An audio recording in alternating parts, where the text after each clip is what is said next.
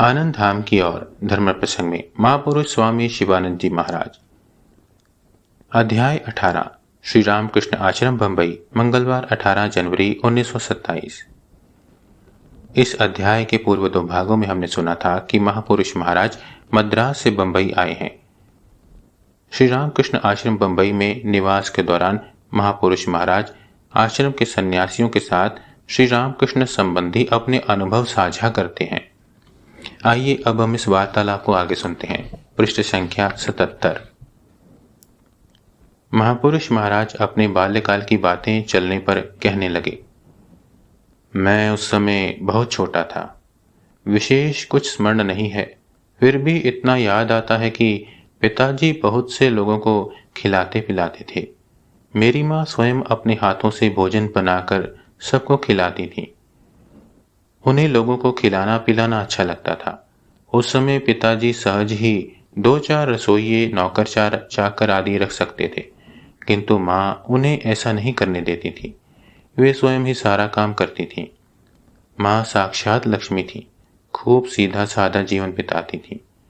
माँ को इतना अधिक परिश्रम करते देखकर पिताजी कभी कभी बहुत दुखी होते, तो माँ कहती, इन सबको खिलाना तो मेरे परम सौभाग्य की बात है, ये सब मेरे बच्चे हैं। मेरी अवस्था जब 9 वर्ष की थी तभी मेरी माँ की मृत्यु हो गई। वे खूब चौड़ी लाल किनारे की साड़ी पहनती थी। इससे अधिक और कुछ याद नहीं आता।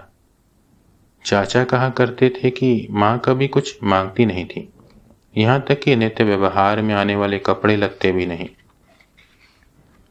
इधर ठाकुर के पास आते जाते जब धीरे धीरे संसार के संबंध में छोड़ देने का मैंने संकल्प कर लिया, तो पिताजी के पास अंतिम विदा लेने गया। पिताजी को अपना मंतव्य बताने पर वे एकदम रो उठे। आंखों से आंसू की धारा बहने लगी। हमारे घर में पूजा का कमरा था। उन्होंने मुझसे इष्ट देव को प्रणाम करके आने के लिए कहा। बाद में मेरे सिर पर हाथ रखकर मुझे आशीर्वाद देते हुए बोले, तुम्हें भगवत प्राप्ति हो। मैंने स्वयं उसके लिए अनेक चेष्टा की है, संसार त्याग की भी चेष्टा की है, किंतु सफल ना हो सका। इसलिए तुमको आशीर्वाद देता हूं कि तुम्हें भगवान मिले। मैंने यह बात आकर ठाकुर से कही। वे बहुत प्रसन्न हुए और बोले, बहुत अच्छा हुआ। ओम श्री राम कृष्णार्पणमस्तु।